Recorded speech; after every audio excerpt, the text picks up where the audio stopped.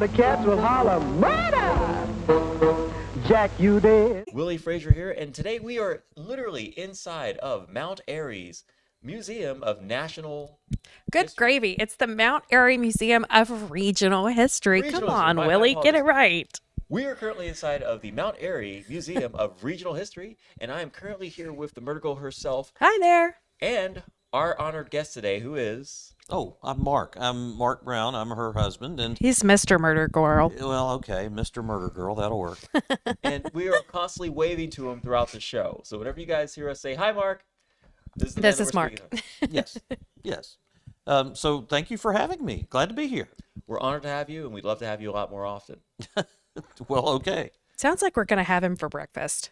Yeah, that's weird. So the thing is, it's not every day that we actually get access into one of, I'd say, a fettered and historical building. But see, the thing is, Mark here actually has a very, very unique talent, which we'll be taking a tour of the building later. I'll get the footage. But most of the things inside of this building, he has researched and built himself to scale. Well, some things, yeah. I'm not the lead exhibit designer, but I do the interactive parts of the exhibit. So Like this one right here behind him. yeah, there's one back there behind me. That's a touch screen that talks about different stories about moonshining, for example, in the area. Which will be one of our themes tonight, but we're not going to spoil it just yet. So, with that, let's start off with your introduction, because it's not every day that we get a local celebrity inside of this building. Literally, it's not every day, because this is the only day. So, with that, let's start with you. Where would you say your origin story is? Where did you, if you will, start? When I was much, much younger, my parents were very into theater and went to see a lot of shows when they first started dating and later got married. And as I grew up, my mom, who was a music teacher, played a lot of show music and show tunes and watched a lot of movies about shows and Broadway, that sort of thing. So I kind of fell into it naturally. My father was a teacher, and he did not like to get his hands greasy. So he was not one of those fathers that took me out and showed me how to fix a motorcycle and things like that. And his thing was always, if you want to learn how to do that, you're going to have to learn that part on your own. So I did. I started taking things apart, seeing how they were put together, seeing what made them work, and it kind of turned me into this sort of Imagineer, I guess. The Disney term for it is Imagineering, where you imagine something and then you engineer it pretty much. And as I got older, I grew up in Central Florida, Disney World opened, and that was one of the most magical things I'd ever seen. As an 8, 9-year-old kid, it just completely blew me away. And come to find out that most of those characters that you saw interacting with people and doing their shows were robots. It just really struck me that you could use machines to tell a story like that. Yes, you could. And that stayed with me the rest of my life, pretty much. That blows my mind to this day, actually. Even when I went as a child, I did not understand that there weren't paid actors under the costume. Yes. Inside of the rides. Yes, you can use any type of media you want to tell stories, including 3-dimensional robotic controlled things. And that fascinated me because I'm a storyteller at heart. I love to tell stories. I love to tell family stories and things like that. Truth. And as I went on, I got into theater in high school. I was always a band nerd, but I got into theater about halfway through high school and loved it more than anything I'd run into, and realized, okay, here's a better way to tell stories. And as it went on, I got to college and I realized, okay, I think I want to do something with this for the rest of my life, but I wasn't sure what. And so graduating college, the first job I had was a video producer for a cable company that did television ads on CNN and things like that. And I thought, okay, now I've got 30 seconds to tell a story. Okay, I can do that. It became something that I really was interested in. The whole time I was working at the radio station here, and I did news a good part of that. So here are more stories that you can tell. And these stories actually happened, like some of them happened yesterday or this morning. And I really got into that. And so my life has become telling stories. Well, in theater, you work and you work and you work, and you tell a story to a group of people. Maybe it lasts for 2 weeks. Maybe it lasts for 2 months. But eventually, you're going to have to take all of that stuff apart and tell another story. And then I discovered the museum. Most of the time, we leave the stories in place for 5 or 10 or even 20 years. So you build a set like the one behind us. Which we will be having a thorough explanation of later. And by the way, Sure. thank you for allowing us to even see it. Oh, no, it's cool. Yeah. You build a set like this, and this thing could be here when your grandchildren come in to see it, and nothing has changed. It's still telling the story of the area. And this is a true story. So I got very excited about that. A lot of things in this museum are stories that are so true, you couldn't have written anything that good. There's an exhibit over there about a turkey stampede. They stampeded turkeys down to market because they didn't have any way to get them there other than to drive them through town like the Wild West with cows and horses and sheep and all that. Turkeys. A turkey stampede with several thousand turkeys. You can't make that stuff up. But it really happened here. Now I have to ask, and again, forgive me, I'm not trying to be silly, but I have to ask. So just free range turkeys, or like, are they all tied up?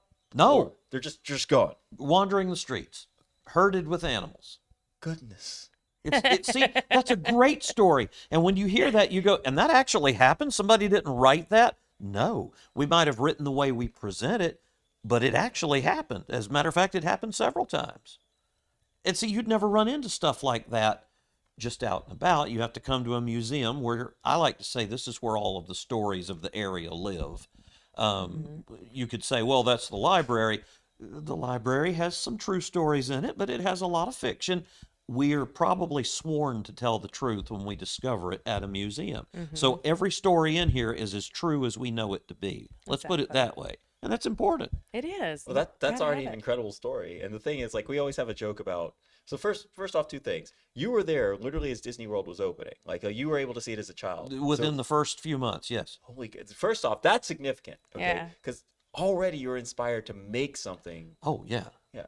Yeah. I had no idea you could tell stories in that way and tell the same story over and over to 20, 40, 100,000 people in a week or maybe more. It was fascinating the scale at which the stories worked. And you were walking around in basically a movie set.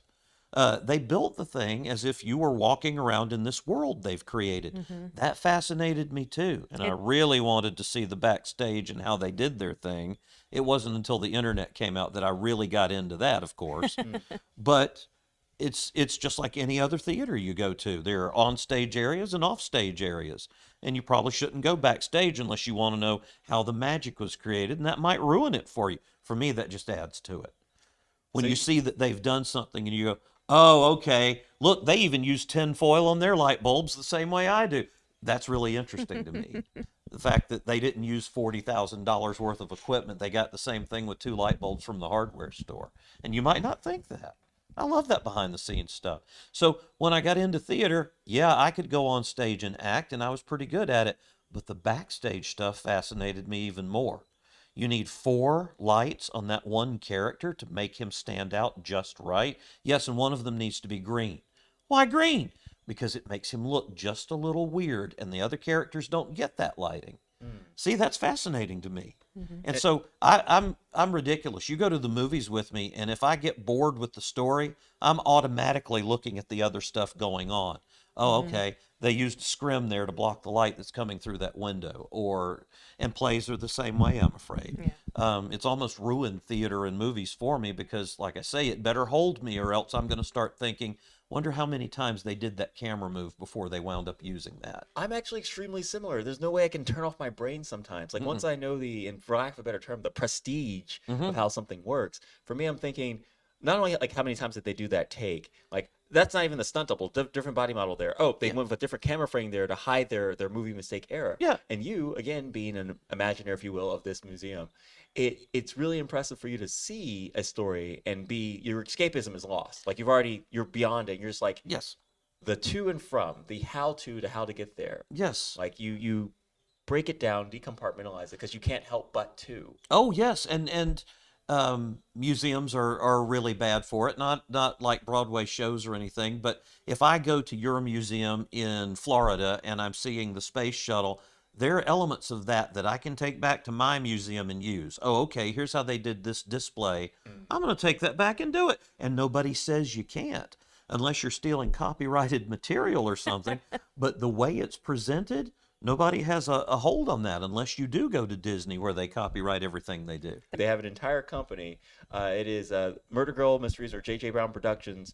They basically, if you've gone to see their show, it's a combination of effort from them both. They have actors under their wings, venues that literally open the doors for them. It's a big thing. And again, they've built it from scratch, which is not something you really see anymore. Right. And so the inspiration comes from all areas. I'm driving home and there's a story on NPR, and you go to look online and there isn't one. Well, okay, now we know we need to do one. Oh, there's absolutely a market. There's all sorts of things like that. And sometimes it's just a joke that you hear somewhere. Wouldn't it be funny if, and that turns into a murder. Or Wouldn't like it- the beer. like the beer. Or the latest one we've done is about food. Wouldn't it be, because we watch a lot of cooking shows, Yeah. especially with cakes. Love Is it to bake cake? cakes. Is it cake? The whole thing. I heard that show. Okay, I'm caught up. I live under a rock. And, Yeah. and the cooking shows, what have you made for us? I have made you a deconstructed blah, blah, blah, blah, blah, blah, blah, blah, blah. There's a certain way that chefs talk when they're presenting their stuff. And I think, wouldn't it be funny if somebody had a peanut butter and jelly sandwich there, but used chef talk That's where that came to from. explain it to you? And that kind of grew into this murder that we created about a TV show about cooking.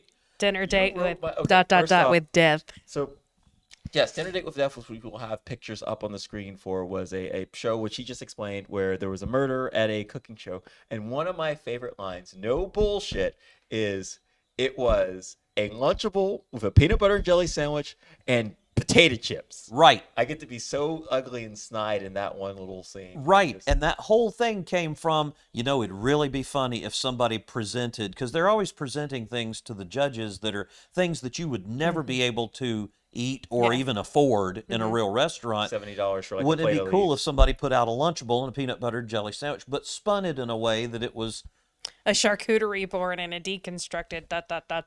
right? And see, that one little core of the idea becomes pretty much what drives part of that murder. It does that all the time. Sorry, Or I like- get all keyed up. It's one of our biggest laugh lines. It brings the audience back to us because the play, which I was a part of and really loved, they do witness it as a cooking show, and just that little bit of colloquialism brings the audience back into the play. Yes, yes. That's hilarious. And see, that's sort of the way we write. Sometimes she will write the whole thing and she will run it by me, and I will say, you need a joke here about this. Okay, and that's how we do it. Sometimes I will write the whole thing and run it by her, and she will say, this character needs to do this or that. Which happened in our Christmas show, the WXMS Holiday Spectacular. I told him, I was like, yes, we can write this. Do not make it dirty. And then the next thing I know, he's written the entire thing and it was dirty. And I was like, oh my God, Not nobody's going to buy it. And necessarily then dirty. people, I was so wrong. People bought tickets to that show and loved it. We killed a puppet. So It was R-rated. Let's say It was that. We didn't R-rated. show any kind of sex No, on the no, stage no, we don't or do that. anything. Ours are code. But the code language, language was R-rated, and we thought, can we get away with this? We'll do the first show and see if people hate it or they loved it. They loved it. The language stays. I hate to say it that way because my outlook on things is I'd rather write it without the language. But if there's a market for it and it's something different, we always try to do something different when we write a murder mystery. Yes. Even if it is like, I only want to use 3 characters this time instead of 5. Well, okay. Or one of the characters is deaf. Or One of the characters is a ghost. one of the characters is a ghost. The MC character turns out to be a ghost through the whole thing. I like changing it up on the audience because you may not be aware of it. If you go to see a lot of murder mystery productions, there is a formula. Guy comes in, gets murdered, and steps off stage and becomes the detective who comes back in as a different character, and that's okay. But sometimes we want to change that up. Exactly. That's what happened in your case, of course. We had a small cast. Guy gets murdered, comes back as the detective. But there was a joke in there about it, too. Yes, one of my favorite jokes is our actress will hold up a picture of me saying that she was in love with the main character who was the host, and I'm kind of doing a bit of a pose there, right? So then as the detective, I'll look at the picture and do the same pose. Yes. Which is, I'm sorry, I'm so dumb. I'm loving, by the way, the passion brimming for you Oh, is yeah. refreshing. I've done a ton of interviews, and let me tell you, there are some people that are just burnt out, and your flame is bright. No, I'm enjoying It this. is bright I'm most of the enjoying this. And time. I'm really surprised he didn't wear one of his other Hawaiian shirts. Like, I am, this is a really very muted shirt. If you don't know this man, you would know that this is his signature look right here. He The can't get- Hawaiian shirts. And I'm telling you, y'all, he has more Hawaiian shirts than I have You have clothes. shoes, yeah. Well, definitely more than I have shoes. I only have like 5 pairs of shoes. Well, we gotta give But- the audience a little bit. We can't give them all Mark all at once. Just drop it in just a little Kind of bit. work it in. You No, my know. favorite one is he has this hot pink one that is got trash cans and possums and roaches in it. It's the funny. We got it at the Oddities and Curiosities convention. What, last year before last? Last year, I think, and I love wearing that because people do double takes. It's a All the Pepto Bismol pink shirt with these yellow and white possums on it going through people's trash. It's hysterical. And it's great. People stop and they go, "Are those possums?" Well, what else would they be? You know, and no, you can't wear it to probably church or something, but No. I love wearing stuff like that just to see if people are paying attention. Now, in my job here at the museum, I have to have play clothes and play shirts. I have some Hawaiian shirts that I don't even eat in because I don't want to ruin take the chance of ruining the shirt. So there'll be some where I'll go, okay, I have to go change before we eat. But I'm not allowed to wear any of the good stuff here at the museum because I have what I consider, I've said it many times, I have a kindergarten type job here where my hands are always in plaster or always in clay or always in paint or always in modeling styrofoam. And it usually comes home on me. It does. So I'm only allowed to wear certain clothes here. So this honestly is one of my play shirts. Sorry. I was driving a squad car today, and I thought it just went with the whole thing. I saw that squad car. Would it be okay if we got a picture of it eventually? Is that Oh yeah, okay? yeah, no, no. Because it's so retro, guys. It's like it is like if you dreamed of having like a life-size retro Hot Wheel. Like I saw it, and I was like, "There's no way I'm seeing what I'm seeing." Oh yeah. But also, there is no way that was ever an actual squad car. No. But Mount Airy, for those of you that don't know, is Mayberry. Andy Griffith was born and raised here and did use it as part of the inspiration for the TV show. He did. And so, as such, we do tours in what look like classic 60s squad cars. They are actually just production model cars that have been painted to look like police cars, but we do tours in them. And that's one of my other jobs here. For a long time, I did it full time, which means I was doing it 5 to 7 days a week. Yes. And then coming to the museum and working at night. And so you take people on about a 35-minute tour of Mount Airy, and you talk about how it relates to Andy Griffith and that sort of thing. Mayberry Squad Car Tours, feel free to look us up. Hi, Mike. Hold on, there we go. And Mike, our Mike. owner, very generously gave me a job. And so you basically do an improv routine with people that are visiting the town. So I don't go by a script. I have about 4 hours worth of content in my head. And depending on what they say they like, that's what we'll talk about. Well, Andy Griffith used the name of this street on the show. Andy Griffith used the name of this restaurant on the show. Did he? Oh, yes. And then even I'm a bit of an impersonator, so I can do the voices and make it sound like he's using it on the show. Go on, do a voice. I love the fact that I keep running into voice actors. Oh, we're all over the place, you know. None of us are rich, but we're all over the place. Yeah, it's starving artists. It's a club. Yes. It took a little while, but you can pull yourself down, sound just like Andy Griffith if you got a mind to do it. You got to just get your voice down in that range. Or Barney Fife, which is much higher and stuff like that. Now, I don't sound a lot like him, but when I'm sitting in a squad car, that works just fine. So here, I don't want to ruin your train of thought Hi, because once War. you get going, like I love the fact that you get going. So we've got a viewer here. You're actually live. Hey, War, how are you doing? War He's- dance. Yes, War Dancer. War Dancer. Yes. Well, yes, you grew up watching the show. I kind of did too. It was the reruns, but honestly, yes. And when I grew up in South Florida, my dad was from Mount Airy, and when he got homesick, guess what he used to watch? And I used to say, "Why are we watching this old black and white show?" And he would say, "That's our people, son. That's where we're from." And so I was a kid. I started looking for my grandma and my aunt in the crowd scenes in that show because I thought it was about our hometown. In a way it is, but in a way it really isn't. So it's kind of weird that I've come full circle now to where I drive Andy's car about every other day. Again, not the one he drove on the TV show, but still the Mayberry squad car. Close enough. It's amazing. Small town. War came from North Carolina as well. And here we're going to continue on. Every now and then we'll get people who are actually watching. And I'm not used to this podcast and stuff. See, I'm a radio broadcaster. I'm not used to getting instant feedback. I was a radio broadcaster too, and I also carry extra shirts because, I once. Hi, you guys see Crew. this. Curry. Every once a month, I'll buy myself one nice shirt that's Yeah. a little more money than I should be paying, but I'll buy myself one nice shirt. And the thing is, I'll go out with my friends, and I will literally switch shirts before we even go into the restaurant, Hey. or before we play a sport. I will switch shirts. Why? It's because it's my baby. Because yeah, same deal. I don't want to get this dirty, and so I wear many hats around here, and I didn't know which one you wanted to talk about on this one. I mean, I'll come back and do another show whenever you want me to. Well, here, let's take one more for the audience, real quick, before we go on to the next subject. Yeah. War, by the way, just a little more about him. He is my moderator, and that simply means that he's the only person right now, because I might be getting a new moderator soon. I'm looking at her, but he's the only person who has access to all of it. He could ruin my life right now. Please Okay. don't do that He has because the this is codes. Don't pull mine. the trigger. Everything. Don't Yeah. pull the trigger. War here says he used to spend a ton of time in Mayberry or Mount Airy back in the day, and that he's met a lot of the old actors before from the past. Well, War, Yes. we are touring, and as you can see, because we've been on our channel multiple times, we'll continue going because I don't want to waste your time. Curry War- says he can barely hear you. I think it says Curry. I can't read it. Cur- but Cur. you're barely audible. Blay? Okay. Yeah, that's my Oh, that's you. gamer tag. Okay. Yes. My All gamer right. tag. Let's see. Well, hello. I'm not used to talking to people live on the thing Well, here. So thank you, Of course, War, yeah. for your service. I appreciate you. Let's see. 'Cause- Veterans have a special place in my heart. yes.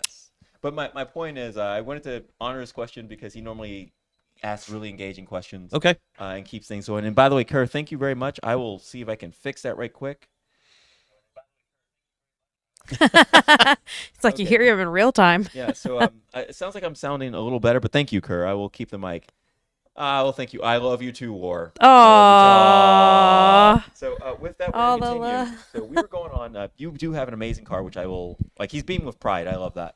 And I too used to be a radio host. We will not go into why I'm not a radio host anymore. Nothing Well, bad. you like eating, but yeah. Yeah, it's all. Dude, they have AI robots doing radio, like really, like you turn on like Pandora or whatever. It is like, I'm your digital host, and I'm like, I'm going to kill whoever made this decision. Mm-hmm. But okay, we're moving on. We're moving on. We'll get to one of those raunchy podcasts later. Oh, and speaking of raunchy, as for one of those shows, I just wanted to let you know, any show that you write, I have an entire community of people that's right up their alley. Okay. Yeah. So if you ever want to write that type of show, Hey, So- whatever works, I guess. And as an artist, you wake up one day and you say, I want to write a dirty show. And that really is what happens. I want to write a show about a murder happening in a barn, or I want to write a show about a murder happening at a racetrack. You just wake up one day and that's your inspiration. That's what you go do. I want to have a show about vampires. It's just what happened. It's why we have the Vampires Ball. We were literally coming home From some trip. From We some can't trip. I don't where. remember if it was from the beach or Richmond, Virginia. And we were talking about what do we want to do for Halloween, almost 3 years ago now. And we were talking about, well, what if we did something with this and there's something with that? And then like, well, what about vampires? Well, what about vampires? Well, why don't we do this, and this?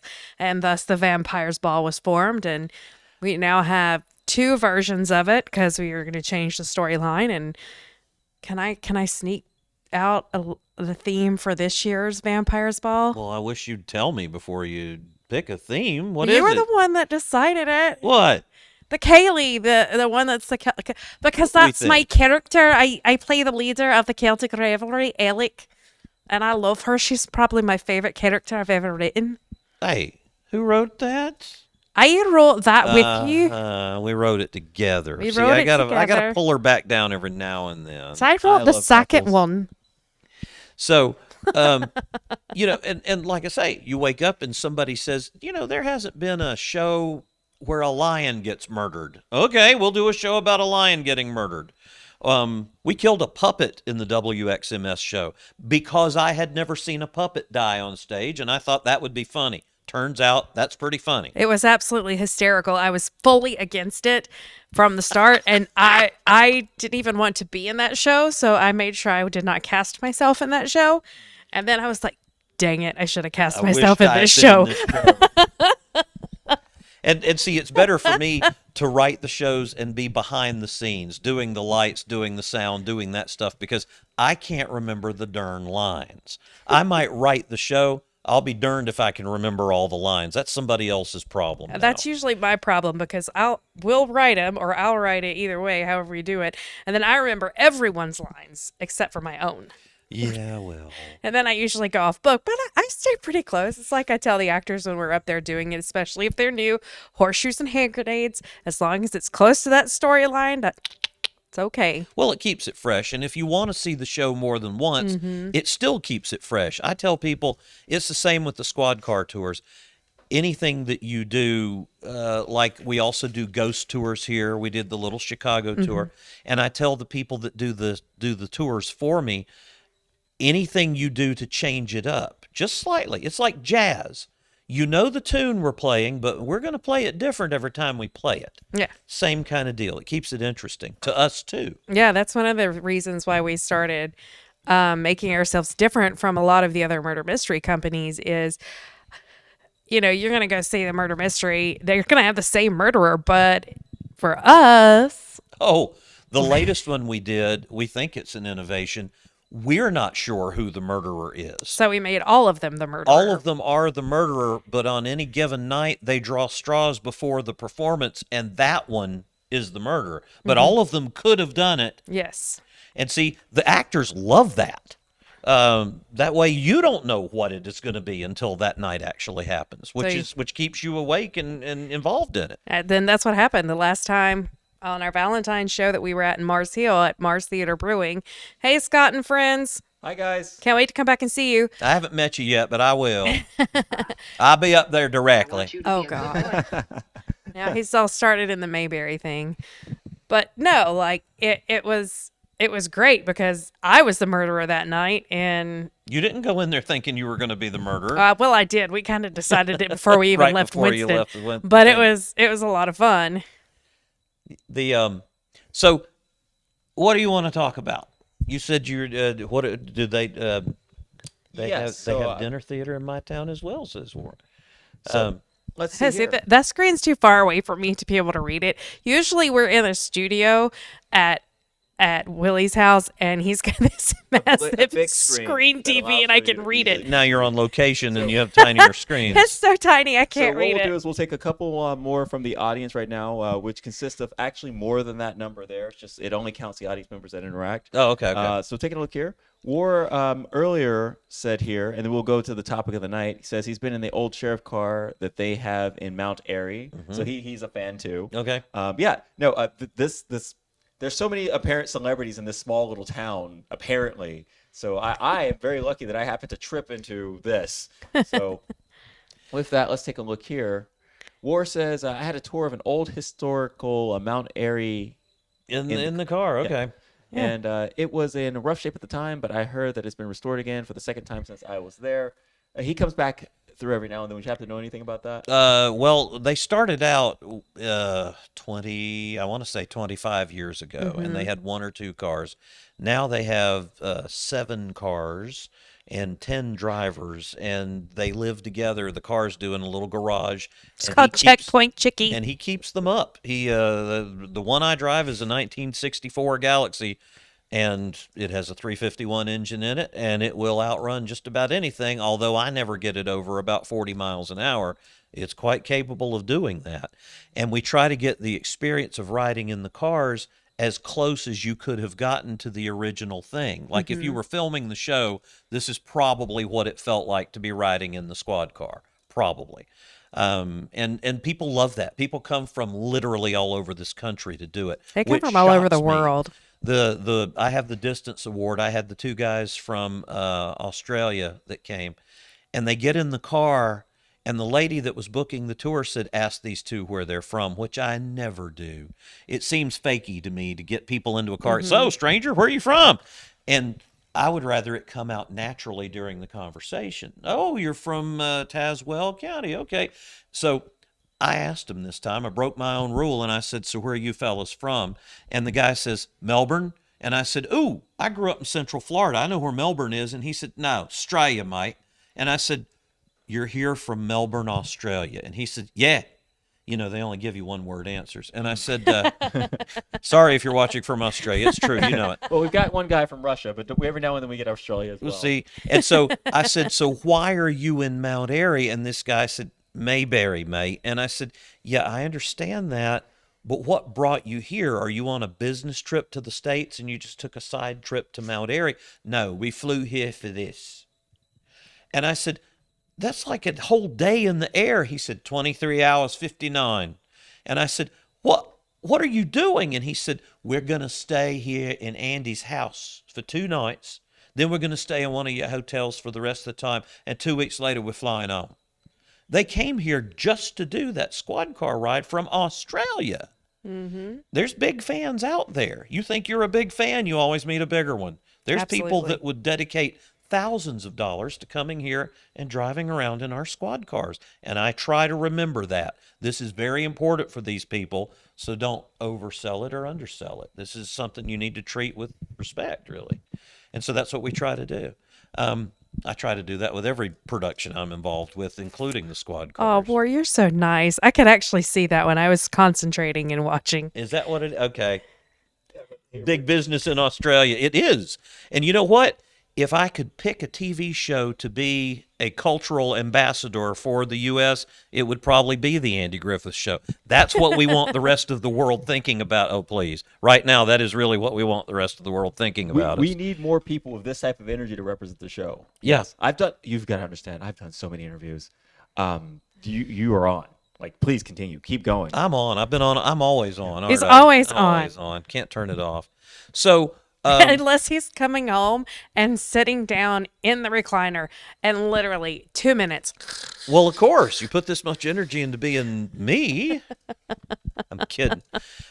You see why I get lost. The murder girl gets lost and becomes Mrs. Mark. Oh, so you're Mark Brown's wife. So y'all listen, this is Mr. Brown on here. This is Mr. Murder Girl. And see, I love going to the shows. And as a writer, as an artist, as somebody that creates, there is nothing better than, for the first time, hearing a cast of characters read your stuff out loud. Yeah. And the first time we did it, is the barbecue murder, I think? Yeah. Hickory Smoke. No. The first time we did it was A Will to Murder. A Will to Murder, Yeah. okay.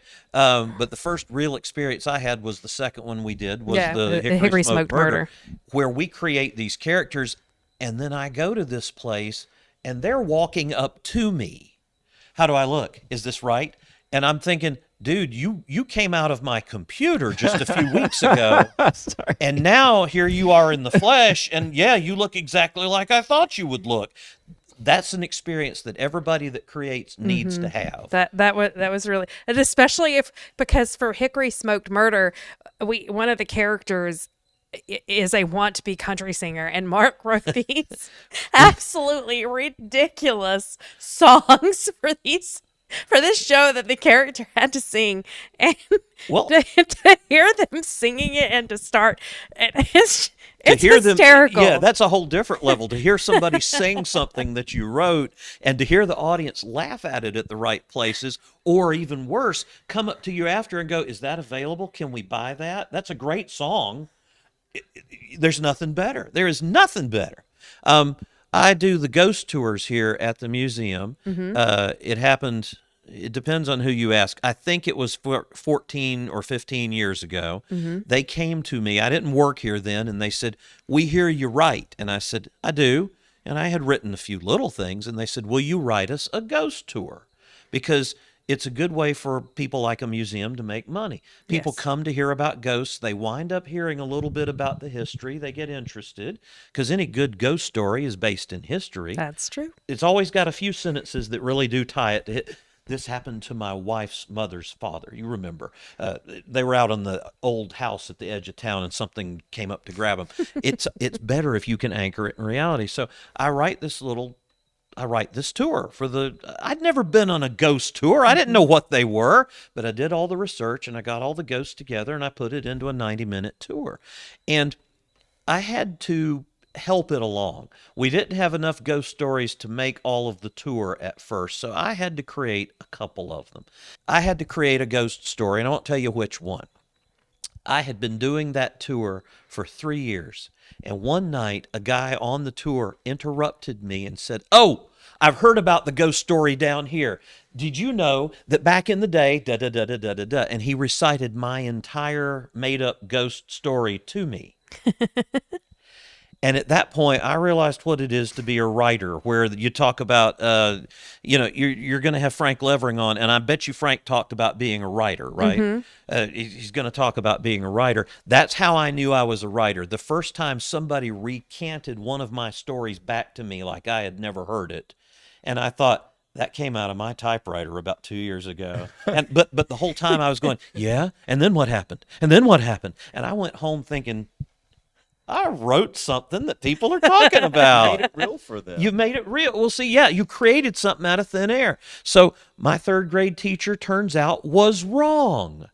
She told me in front of a class full of people, "Mark Brown, pay attention. You are never going to make any money running your mouth or drawing pictures." And I'd like to say that professionally, that's how I have been paid my entire life. So turns out your third grade teacher can be wrong in a big way. Holy crap. Okay, first off, it happens. I love that. By the way, Miss Brown, you were right, for me at least, and I should work on my handwriting. But other than that, no, that's a good story. No, my handwriting's atrocious. I was like, who's he talking to? Miss Brown. I'm sitting right here. It's gonna bite me. I just know it. But no, that's incredible. That we were talking about, or we'll be talking about, how writing becomes real for people, even though like they're sitting in a theater and they're not being touched, but yet they're crying as though they've been punched or kicked. Yes. And the thing is, for you, first off, quick side note story. I remember the first story that he wrote for us, and I was dabbed. Cool. I was like a fire vampire or whatever. It's not important. I walked up, and I created that character for you, actually, not him. Yeah, well, I created that one. Well, thank you. But here's my point. I walked up, and she was like, "Oh, this is Mark, my husband." I'm like, "Oh," and I feel so cheesy saying it. I was like, "You're the writer," and I said it just like that. And everyone just kind of looked over because I was very new to acting. I'm still very new to acting. And I was like, "You're the..." I shook his hand so hard. Thank you for creating it. She did most of that show, actually. And it just, again, we don't really assign roles when we write. It's like... unless I do it myself. Well, unless she does it herself. But there have been times when I would say, I'm going to work on this murder that we're working on tonight while you're out doing another murder. That's fine. I'll review it when I get home. And I've accidentally finished the murder. I've accidentally written it out and gone, I don't think it needs anything. Here, read this. And she would say reluctantly, yeah, you've done it. You just left me out. It wasn't like that. The lightning bolt hit, and when it hits, you got to jump. When the muse comes to visit, you're on, buddy. That's the way I feel about it. And so we don't get really jealous about stuff like that, because the rest of, then she could go on and write another murder, or I can write one, or even other people can. We use murders from everywhere, right? We could. We haven't we could yet. work with somebody if we We've only wanted really to. written our own. That's okay. I was going to answer a question I saw on there. What? Yeah, go ahead. You've got. I did. I went ahead and turned on mine because it's like just because you're really popular. You got to understand. We interview a lot of people. We really do, or at least I do, and they are really. They can feel your passion. Well, okay. They want to ask you questions, and I don't want to slow you down. Y'all light us right up. That's fine. Yes, there are a lot. Where there are definitely a lot of different ghostly shows going on in haunted locations here in North Carolina. The museum is actually one of them. I've done quite a few actual ghost hunts in here because that's one of the things I did when I worked at Disney, because at the time that I was working at Disney, they did not pay you crap, and that's not a knock at Disney. That's just the truth. And so I had to have other jobs, and one of my jobs was working for American Ghost Adventures as a paranormal investigator, and it was so much fun that when I moved up here, I started doing ghost hunts around here. So I really enjoyed it. So yeah, there's absolutely a lot of things that you can go and visit. And believe it or not, the Devil's Tramping Ground, that's actually not too far from here. So maybe that's just a side trip we can take sometime up there and go look around. That'd be fine. And you know, the haunted courthouse in Hillsville. Yes. Yep. There's a lot of places, and that may be something you need to go into with your podcast. Maybe you need to start doing haunted places too. I don't know. I like that kind of stuff. Murder I Girl, don't wide know open. if Willie over there wants to go. Oh, that'd be even ghost funnier if hunting we could with me. scare Willie. You know what? I need to open my mind, and I will try something new. 'Cause I have surprisingly become a very stuck in my ways type of person. Oh well, So I now will try we'll something take care of that for you. The museum is haunted. We are in a haunted space, sure. The building was built around 1905 or so by Mr. W.M. Ed E. Merritt, and he built it as a hardware store, and he put his passion and his life into this operation, and he's still here. He's been gone for a while, but we still deal with Ed on a regular basis. I call him Ed. We're on a first name basis. I just about live down here, and it's me walking around down here late at night with the lights off. And so you are never fully alone at the Mount Airy Museum of Regional History. That's what we like to say. That squeaking definitely doesn't help with that image you just gave me. That's right. I've been haunted several times here where it's like, okay, it's time for us to go home. Same. Absolutely the same. You know, when you actually do experience a real haunting, a lot of the time it's not like it is on television. No, it's not like that at all. Or on the movies or something. You know, it's not the get out kind of thing. No. But there are elements of it. And when it's happened to me, it most of the time registers as, okay, something is not right in this room. I really need to back out of here. Yeah. Not run home like Scooby-Doo or something. There's no ghost that's got its hand out trying to get you, but there's something not right in here. And we've had people get off that elevator right there on the third floor and go, nope, and turn around and go right back down. And there's nothing in the room, at least nothing I can see. But they saw it. They felt it. We have that all the time. So we thought, why not include this in our ghost tour? So we start you in one of the most haunted buildings in Mount Airy. And we walk you all over downtown. We don't take you into many buildings. A lot of the stories are based on looking at the building and that sort of thing. And you all wanted to talk about the little Chicago version of it too, if you want to get into that. Yes, I do, because that was what this whole episode was really going to be about. Before I hijacked it and took it off in different directions. Well, how's that any different than anything else? That's what I I do. would say that this episode is going to be, and I mean this, one of the most fun to edit and put together. Yeah, good luck because with that. This is the whole point of the podcast. It is inviting people in. It is more than just showing off our talents. Right now, I feel as though, even though that number says that number, trust me, it's bigger than that. But I feel as though if we had a bunch of either teenagers, college students, or just a bunch of chairs, people would be adamantly, and I do mean this, adamantly listening to what you have to say right now. Oh, well, thank you. I am one of the hosts. She's the main host, and I'm just leaning in, but I can't because I have to stay in this position. Yeah, you have to run the stuff. Yeah, And that's the thing, like, I've been trying to tell him, because, he worked for 40 years doing the news and sports announcing at WPAQ, and people miss him. Like, there is not a day that goes by that I don't see or talk to someone here in town that says, God, we sure do miss Mark on the radio. Maybe he should start a podcast. And I keep telling him, so gang, if you think Mr. Murder Girl here should kind of start his own podcast, please let's get him going, because he's very entertaining. Well, what I used to say is, okay, I want to quit getting paid to do radio and then do it for free. That's what I used to say. But you can make decent money on a podcast with enough people work. That isn't something I had thought about doing. I don't know. We're talking about doing one here at the museum, and that probably will happen, but it probably won't be me that hosts it. But it should be you. Like, honest to God, I hate to say this, and You sold me. You've already sold me. I wish I had more power. I know. You've already sold me. I would give you the spot. I really think you should be the host of it, and not because like you're my husband or anything like that, but truly because you have this. People just listen to you. As somebody who likes to be on stage, it gets very hard sometimes to be in a room with him when he starts in on his thing, and all of his energy, it It would really make a difference. I really think you would do a great podcast here for the museum. That is not the first And time the I've heard museum- that from a wife. I will tell you, that is not the first Yes, time. I'm wife number 2, not she is, 1. She is wife number 2. Wife number 1 was also a theater person, and bless her heart, she put up with me for 30 years before she passed on. I have tried to contact her in the great beyond, but so far, no. And she was the same way. If we got in the same room together, we would start trying to outdo each other. And Competitive, but it's, yes, but in a growing. good way.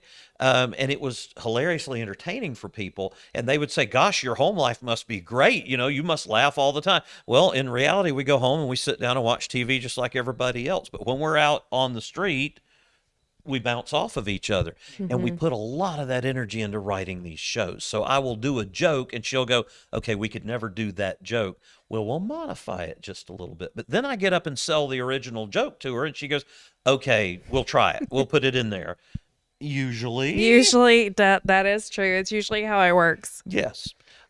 So I'm honored just to sit here on your show with you.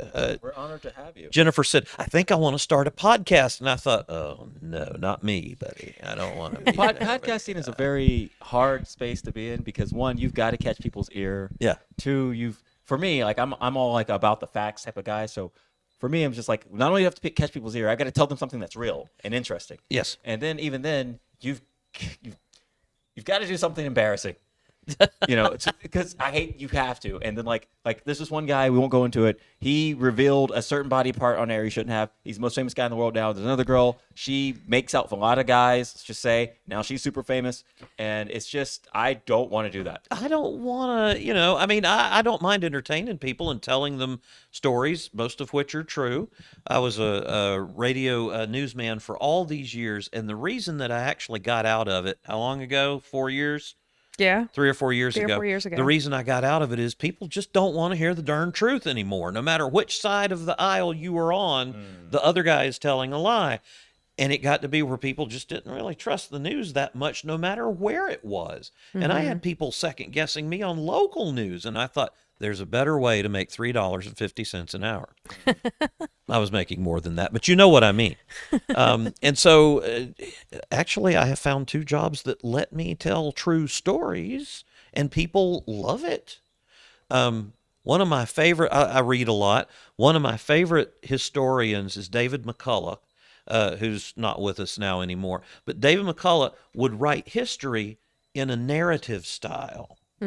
So he's writing a story about the Great Flood in Texas where everybody died, and somebody else might write this story by saying the Great Flood in Texas killed 4,000 people. One of them was Bob Smith.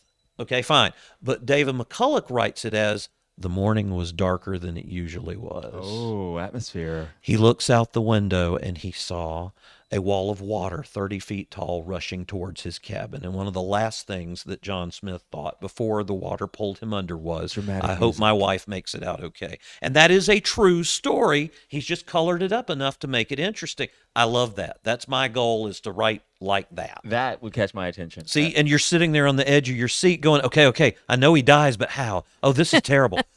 Foreshadowing. Yeah, you can almost see the images playing out in your head like it's a movie. And that's the way this guy wrote. It takes more research, but the way that he writes is just fantastic. If you're a history fan and you don't know who David McCullough is, find one of those books. I mean, honestly, one of my favorites, I think, is 1775, where right before the American Revolution is finished. And I didn't realize this until I read that book. Americans are down. They're like the rebels in Star Wars. They're down to 4 spaceships, and then that's going to be it. And they pull it out at the last second when the fog comes out, and they sail across the Delaware, and the British go, okay, where'd these guys go? It was that close. And he plays that out for you. And you sit there going, I can't believe I'm this excited about American history. That's my goal, is bring it across like that. So that's why I try to write copy for this museum that way. I try to pull you into that story. And see, so you could see some of the stuff we've done. Which we will be putting up. Sure. We have an interactive board back here where you push a button and people tell you stories of moon shining, for instance. And we'll put that in the description as well. But before we go, and by the way, they love you because they keep coming, but we've got to move on to our topic of the night because we are literally at 50 minutes. 50 minutes? Yeah, this show is normally an hour long. Okay, so we got 10 minutes to wrap this thing not up. at all. All right. I don't want to rush you because if you have the, what's the word I'm looking for? I'm going to say poetic verbiage to put together what you're about to put together. I'm going to let you do it. Well, I mean, if we have to do this one like we did the last one and do it at 0.5 and split it into two, we can hey, definitely- it's okay with Whatever. me. It doesn't hurt my feelings if This we is get a more new content. podcast, Oh, right? darn. So Yes. you don't have rules yet, right? You don't. Well, I don't think we we're have working on any it. rules Yeah, anyway. just be entertaining and try to create a good medium. But here's the thing. I'm going to read off just a couple more of these because they want to ask you just a few more questions. Sure. And then after that, guys, you can keep the questions coming. We'll do our best to get to them, but we've got to get to our topic. It's the first time we've ever had a plan, and our success is ruining the plan. By the way, how Good popular are problem we? to have. This is a picture in Russia right now. Russia. Yeah, Russia. Hi, Friend of Russia. He's put us on 3 screens. Hi to Russia. Hi, Kerr. Thank you, Kerr. Hi, Kerr. Thank you, War. Okay, so let's see here. So I'm going to scroll back a bit. Thanks, War. War Dancer here says, there's a streamer on here, Twitch, that said his teach told him in the 4th grade that he would never accumulate anything, video games, and now he's making around $250,000 a year playing video games on Twitch. Back to your story about how your teacher told you couldn't take words out of air, make some money out of it. Now you're, He did an episode where he went remote to visit the old teacher to show her she was so wrong. Oh, and he dropped out of school at 16 years old. See, Right on. now I was raised by teachers. My dad, lifelong teacher. My mom, almost the same way. They are human beings, and they are just as wrong as anybody else. And they will tell you that too. But again, you could go back to them and they could go, I knew you were going to do good. That's why I said that. Well, I taught him everything he knows. No, you didn't. Yeah, no. Bless you for being teachers. It's not easy to do if there's any teachers out there. There are, in my eyes. And see, that's one reason I like to do this. What I do is a form of teaching. My parents really wanted me to be a teacher, but I'm glad I wound up teaching on a grander scale than just a classroom full of people. I can teach people that walk through this museum every day and go back to their home place in wherever they are from, and they may get some of this education out of it. Inspired, enlightened. Squad cars are the same way. Ghost tours are the same way. The little Chicago tour, which is what we're sitting here in front of the moonshine thing, is what they wanted to talk about. And we can talk about that now or later or whenever you want. I mean, you might as well go on into Well, talking let's about go it into really quickly. Last parts. No, War, I would not squirm for the ghost. Okay, maybe. I think he would. I think he would. Well, at least I'm fast. At least I'll be able to get away. But no, I'm a hero. I'd probably die trying to save you guys from the ghost. And you know what we've discovered is our ghosts that we have here are not really threatening. No, they're There's friendly. only been one instance where somebody really, really felt threatened by whatever is here, and they got it straightened out, believe it or not. They got some advice and got it straightened out, and now everything's good on the ectoplasmic front, I guess. I think I just coined something else. If you want to read it, do you want to read it? Well, what? This blurb here, yeah. I thought that was funny as hell. Cause to me with my North Carolina accent, I sound like a Southern redneck. Of course, that's not a rib at me. I'm proud to be a Southern redneck. I'm the belief that a country boy can survive. You got that right. Yeah, he works on, by the way, War, for some reason, watches a ton of Twitch channels and makes sure that we don't technologically fall out. But at the same time, he works on satellites. And for his actual job, and then he just watches us randos. Keeps us on in the background, and somebody to talk to. Well, thanks for watching us randomly. I appreciate you, War. And Kerr in Russia. But yes, radio. Let's see, not today's society. Okay, he says not today's society, and you're right. I don't trust large entity news platforms anymore, so you can understand why you moved on from that. And I'm just trying to be fair. Let's see. Thank you. 5 screens, 2 PC tablets. We don't deserve that, buddy. It raises up our numbers. Wow. Yes, we do. Please keep doing that. I appreciate that. And he listens to David The McCullough. Dave McCullough audiobooks. Yeah. I never got to hear him speak live. I almost did, and I really hate it. That's one of the ones that got away from me. But in terms of reading just about everything he's written, I mean, if you're into any kind of history, try it. Yeah. I can't see how you would hate it, but try it. And so that's my goal, is to be somebody. That's who I look up to. That's one of my idols. So when I wrote the Ghost Tour, I'd never done it before. We got everything together, and much to my surprise, the first night was completely sold out. And the guy that hired me, the museum board of directors chairman at the time, he and I went on the tour with this group of people, and I did the tour for him. And he'd been on several ghost tours before. When we were finished, he said, "Huh, did they all tip you?" And I said, "Actually, they did." And that wasn't what I was doing it for. I wasn't doing it for the tips. I was doing it to get the tour out there as a fundraiser for the museum. And he said, "Count them."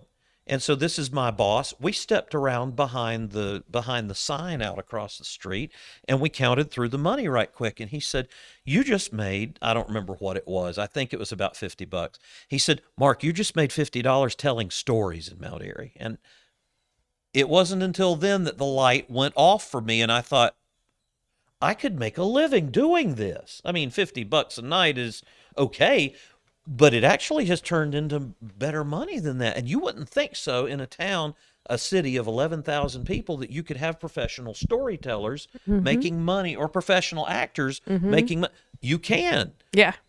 We do it. And that's one of the things, like, people have the hardest time around here believing that that's what we do. Like, they cannot believe or understand, especially for me, that I don't work a full-time job. They're in shock, because they're like, "There's no way that you can do this." And I'm like, "We do anywhere from 80 to 100 shows a year." No, I don't do them all, but No, I do though. And people don't, there's no way that's possible. I'm like, there's absolutely a way that's possible. Some weeks I will do, like this past week, I did 3 shows in 3 days. And then it I happens. have times like we're coming up, now Well, there's it's a little bit of a drought. It's a drought because it's a low time. People are done So with Valentine's. book now. Yes, book now. October, that is my busiest time. Do of not the book year. in October. Don't wait until October to try and book. That's the problem. Oh, yeah. People waited. How many last minute calls do you get? I need a ghost, I need a murder mystery day after tomorrow. I'm sorry, it's we've like- been booked for months. Exactly. We had 22 last year in October. Yeah. And I had people literally the week before wanting murder mystery. And I'm like, "I'm so sorry. I don't have the capability of bringing one to you." I mean, we're starting to change that because, I'm starting to train some of my performers to be able to run where we talked about the card parties on episode 2.5. I'm starting to train some of my actors to do those so that we can do multiple of those on the same night, which we can easily do. And that's not a problem. So, Willie, that's one of the things you're going to have to learn how to do, my friend, as a card party, because, if I have people that want card parties, then we'll do 3 or 4. We can do up to like 3 or 4 card parties at the same time, as long as they're not the same theme. Yeah. And that's the thing. We are going out and we're doing all of this different stuff there. Sometimes I don't see her at all during the week. But the thing is, we had crossed a threshold, I guess, into professional performance in Mount Airy. And I always thought you had to be in a cover band or something to make any money performing in Mount Airy. Apparently not. No. And people were paying to hear stuff that we wrote or stuff that we were acting out. That's amazing. This is a small town. It shouldn't, but it does have that many people that's that interested in live theater. It does. We have friends that have theater companies, and we would like to probably talk to them at some point, wouldn't you? Yeah, absolutely. I would think. Even Frank Levering, who you're going to have on, has basically a theater company of his own in his backyard. Yeah. Literally in his backyard. Which, by the way, is one of the most amazing places to see theater in the world. Yes. The sun sets behind the Blue Ridge, and there's people on a stage doing Shakespeare or whatever they're doing. Singing or... And you're trying to decide, do I concentrate on one of the most beautiful sunsets I've ever seen, or do I watch the theater? And it winds up you watch them both, and it's something you'll never forget. So you want to talk about the Little Chicago thing. Yes, we do. 2 hours ago. Hey guys, Editing Darkness here, and we're going to continue on with Little Chicago, Mount Airy, and the Mark Brown interview. However, he went for almost 2 hours long on the original interview, so we had to chop it in half, and we'll be giving you part 2 very, very soon. Until then, make sure to like, share, comment, and give us other subjects that you'd like for us to look into. A couple of quick announcements. First off, we are not sponsored. If you like what you see here and would like this content to be created faster, or would like to sponsor us, by all means, feel free to click the link down below. You'll be able to get in contact with Murder Girl Productions, be able to get in contact with the Murder Girl Plays, and also the card parties as well. Second little announcement, this took a lot of work to edit. Guys, please share this. A lot of channels, what they like to do is they like to just put up a podcast. They don't edit or anything. They don't add any visual mediums or anything. They don't add additional context to the words that the people are saying. It's just cut, right? Face, and then they put it up. We actually took the effort of putting in pictures, putting in context, making sure that our channel actually grows in a direction. We don't want to be like everyone else. We get that doing what everyone else does makes things easy, but we don't want things to be easy. We want to forge our own path to make it easier for other people in the future. So with that, that's everything, guys. Sorry we had to ruin the flow. Episode 3, Part 2 is coming out soon. Until then, thank you for enjoying Part 1. Please share this around. You guys have a good one, and I'll see you later. Bye. Have a murderous time.